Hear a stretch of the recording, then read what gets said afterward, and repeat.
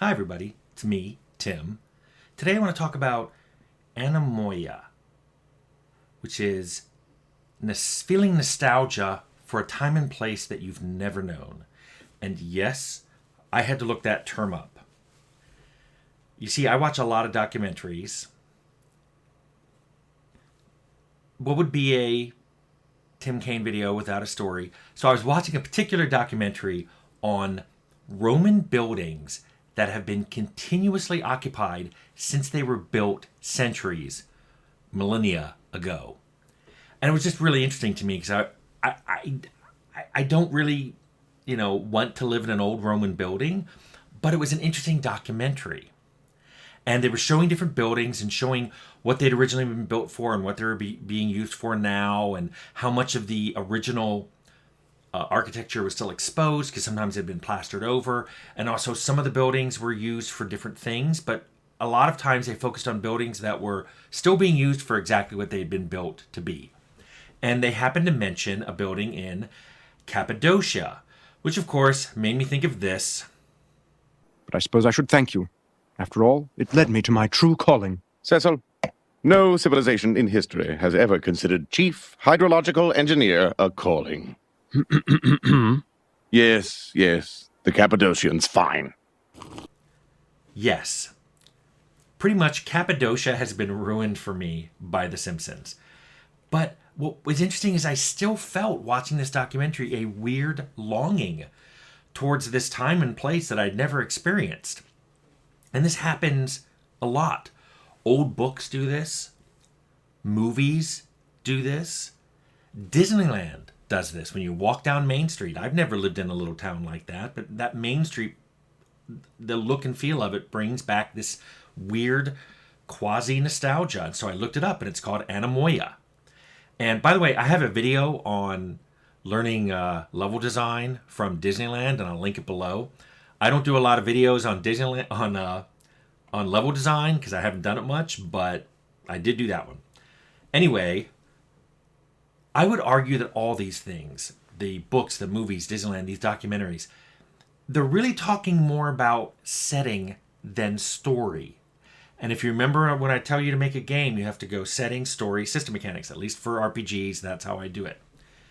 And in my games or in these novels or books, I see people imagining themselves in the setting, and they live there, and they're living their own story, but they're in that setting. And that's what I wanted to talk about today, because I think of every form of entertainment that gets offered to you, games probably create this sense of anemoia more than just about any kind of entertainment, because it's interactive.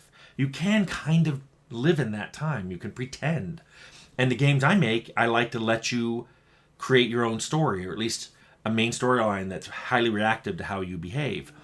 I know when I did my video on what it was like to play games in the 80s, I'll link it below, a lot of people commented that even though they never experienced gaming in the 80s, and some of you the 90s, you still feel sort of wistful about it. That's anemoia.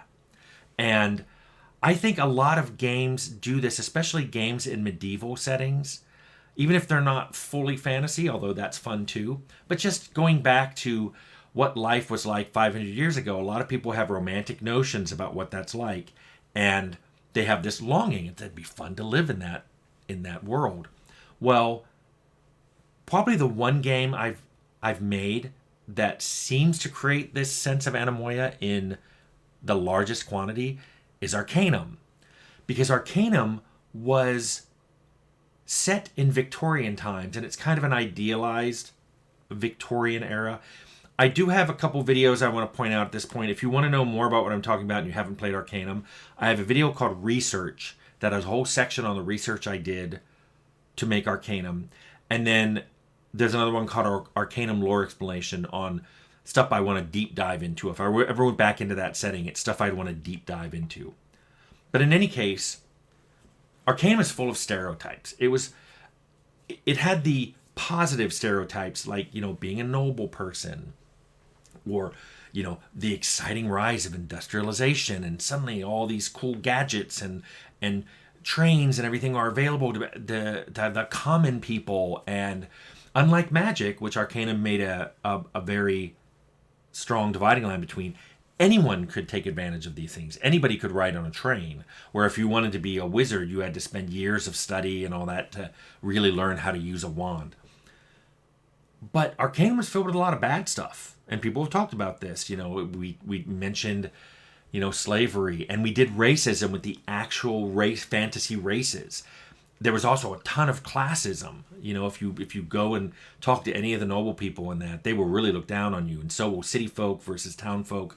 So will shopkeepers. And this was something that you got reactivity to from a lot, depending on how you made your character. And I like that. But also when I was doing research to make Arcanum, I found all this horrible, horrible stuff about the Victorian era. The two I remember the most, and I think I mentioned this in the research video, were the phosphor girls. These are young girls that were poor, usually orphans, and they had nowhere to live. So not nice people would take them in and make them make matches to sell on street corners. And matches had to be dipped in phosphor and then dried. They didn't provide them any drying racks, so they would just hold them in their mouth between their teeth while they dipped a whole bunch, and they'd have a bunch drying in their mouth. That phosphor would leach out through their gums, into their bones, and dissolve not just their teeth, but their entire jaw. And then they couldn't work anymore, and they'd be on the street corner begging, and they were known as the phosphor girls. That's horrible. I mean, it gets worse. Chimney sweeps, had to go up and climb in and out of chimneys. They had to go down into them with their brooms and their brushes.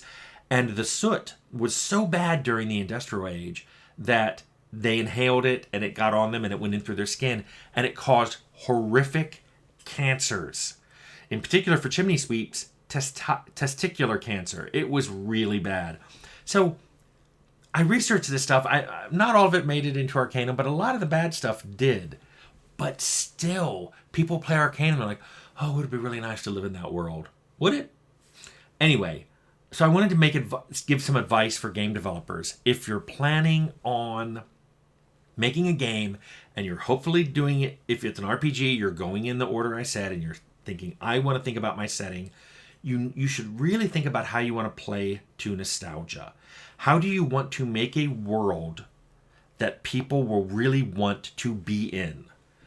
And of course, usually this means making something set in the past, because it's hard to be nostalgic for a future setting, although technically Anemoia is longing for a time and place you haven't experienced, so I think you can have Anemoia in the future as well. I'm not saying you have to, change everything you want to do to play on nostalgia, but you should at least consider it.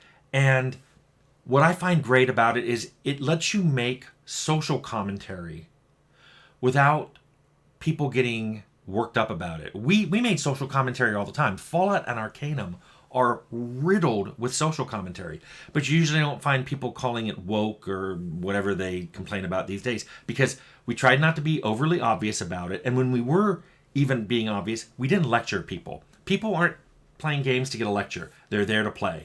So we filled up Arcanum and Fallout with social commentary, but most of it was like adjacent to what really goes on in our world.